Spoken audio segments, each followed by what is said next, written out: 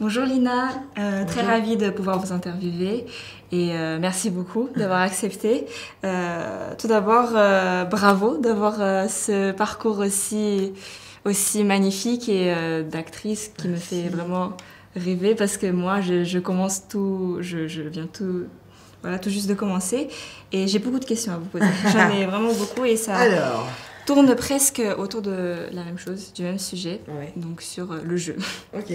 Donc tout d'abord, j'étais très curieuse personnellement de savoir votre définition de la carrière, du métier d'actrice. Qu'est-ce que c'est pour vous?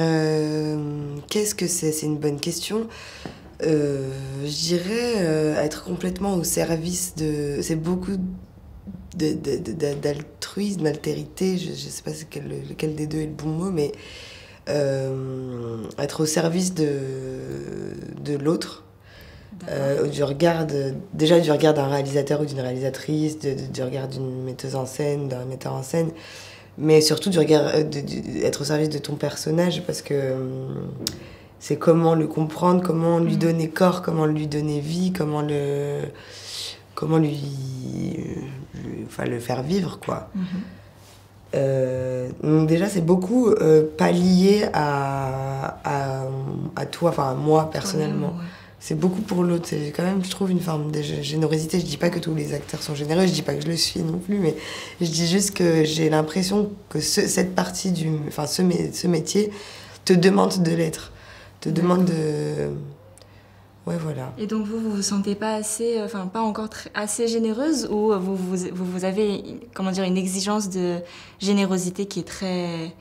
Non, oui, en tout cas, j'essaye d'être à la hauteur de ce que le personnage, ce que mon métier me demande. Ouais.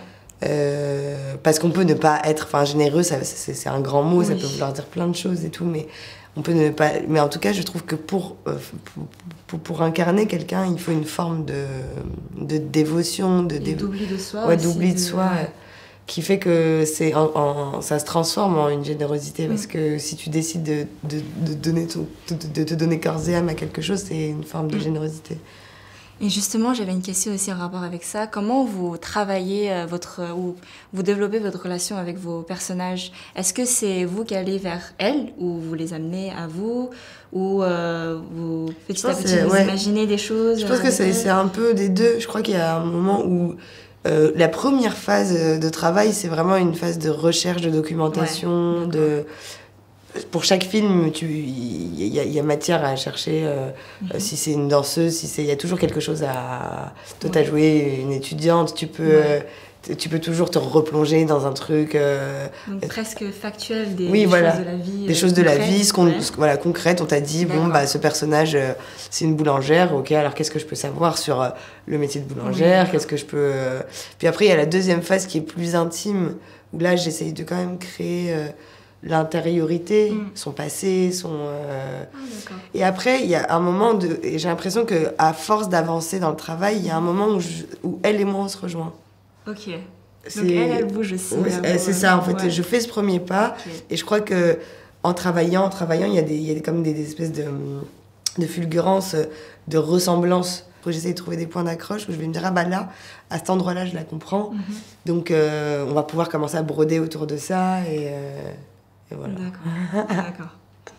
Je sais pas, j'ai pas de méthode, hein, ça évolue, chaque personnage est différent. Et on apprend toute sa vie, en fait. Une nouvelle découverte, quoi. C'est une nouvelle découverte. Chaque réalisateur, j'imagine que, pareil pour toi, tu as l'occasion de voir plusieurs... c'était juste 2 fois. Oui, mais quand même, tu vois, 2 fois. Assez... Ça doit être différent, je pense. Très différent, oui. C'est des méthodes différentes de travail, et pareil, tu rencontres des gens, d'autres acteurs. Ah oui, les autres, ils te donnent vraiment, comme tu disais, ils te donnent beaucoup, c'est mutuel. C'est mutuel, exactement. Moi, je sais que j'ai beaucoup appris aussi de méthodes de travail des autres quand je les observe. Oui, c'est vrai. Ouais, petit à petit. Ouais. Si vous devez si vous avez la possibilité de créer un rôle sur mesure pour vous-même ou pour quelqu'un d'autre que vous aimez beaucoup, qu'est-ce que vous pourrez créer pour jouer? Créer un rôle sur mesure, Non, je sais pas, c'est dur parce que à chaque fois qu'on me pose cette question, j'ai l'impression que si je dis quelque chose, c'est comme si ça annulait tout le reste. Alors que j'ai l'impression que chaque personnage est important, que ce soit... Il n'y a pas de petit rôle, il n'y a pas de petite histoire.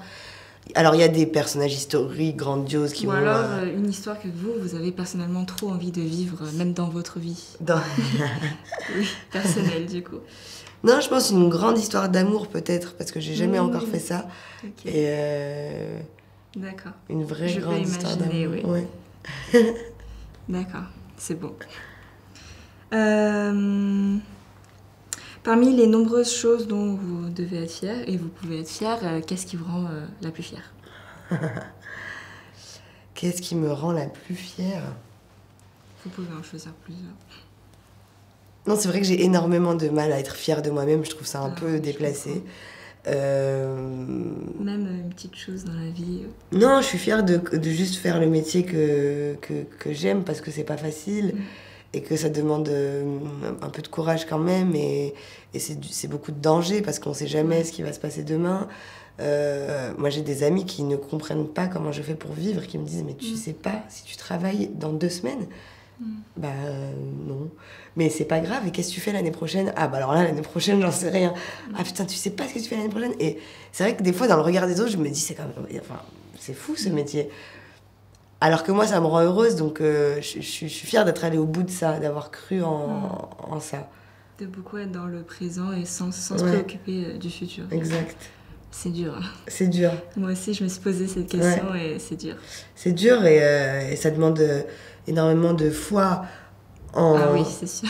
Déjà en soi et en... Ce que le monde peut t'apporter. C'est ça, en les autres, avoir confiance en l'avenir, c'est pas évident. Faut y croire. Faut y croire, ouais. Mais moi, ce qui m'a aidée, c'est que je savais que si j'allais... Enfin, j'ai fait autre chose, j'ai arrêté l'école à 18 ans et je suis allée faire des petits jobs, etc. Et c'est le théâtre qui est revenu à moi parce que ça me manquait énormément. Et je savais que j'allais être malheureuse si je faisais pas ça. Et donc, ce qui me tient aujourd'hui, c'est, je me dis toujours, tu préfères être malheureuse ou tu préfères être en danger ou être et ne pas savoir ce qui va se passer demain. Donc, c'est un peu insouciante. Je préfère je préfère ne pas savoir ce qui va se passer demain que être malheureuse. Je comprends. C'est la vie, quoi. One life. Ouais, c'est ça. J'ai une dernière question, un peu en rapport avec ce qu'on vient de dire. Comment vous envisagez votre futur dans cette carrière? Alors que, du coup, on vient d'en parler. Bonne transition. Si, à part pas le flou, mais à part le danger et ne pas être totalement en contrôle de sa vie et son futur, comment vous l'envisagez sur les plateaux, sur scène, J'espère pouvoir faire les deux. Là, j'ai la chance de repartir au théâtre l'année prochaine avec Pascal Rambert, qui est un metteur en scène que j'adore et avec lequel j'adore travailler, qui me fait grandir et qui m'apporte énormément d'amour et d'intelligence. Il est d'une intelligence hors norme. Je l'adore. Donc, pour l'instant... Là, j'ai eu une période très cinéma. J'aime bien me dire que c'est moi qui vais mettre le frein un peu, attendre que les films sortent, et en attendant, j'irai au théâtre. Et après, j'espère que j'arriverai à jongler entre les deux. Faut être habile, je pense, pour y arriver. Certaines actrices y arrivent très bien. Je sais pas si j'ai leur force, parce qu'il faut beaucoup d'énergie, je pense. Parce qu'en fait, le théâtre et le cinéma, c'est 2 plannings différents. Enfin, sur le calendrier, normalement, ça peut pas marcher. Et surtout, c'est un travail très différent. Et c'est hyper... Exactement, c'est hyper différent. Mais voilà, la programmation théâtrale, la saison théâtrale, elle commence souvent en septembre. Et elle va... Il y a 2 rendez-vous, septembre et après janvier-février. Et c'est pile les moments où les tournages commencent souvent. Ah oui. C'est des périodes de tournage où les productions s'enchaînent. En septembre, souvent, il y a des débuts de films. Et donc, j'en ai beaucoup parlé avec d'autres comédiens où à chaque fois, on se dit, mais c'est des plannings qui ne marchent pas ensemble. Ouais, donc, c'est dur, en fait. Et quand tu pars au théâtre, tu pars en tournée, donc ça te prend 2 ans. Et donc, pendant 2 ans, tu peux pas faire de film. Et le cinéma, c'est un peu ingrat quand même. Si t'es pas là, on t'oublie. Donc, il faut avoir aussi la force de prendre la distance, je pense. Moi, j'essaye de marcher à l'instinct et de me dire j'ai envie de faire ce que j'aime. Parce qu'on vit qu'une fois, comme tu dis, one life, c'est toi qui l'as dit. Et on ne sait jamais de quoi il fait demain, donc autant profiter. Ne pas se poser tellement de questions. Pas trop. Oui. Un petit peu, mais pas trop. Ok, merci beaucoup. Merci Lucie. Merci Lina.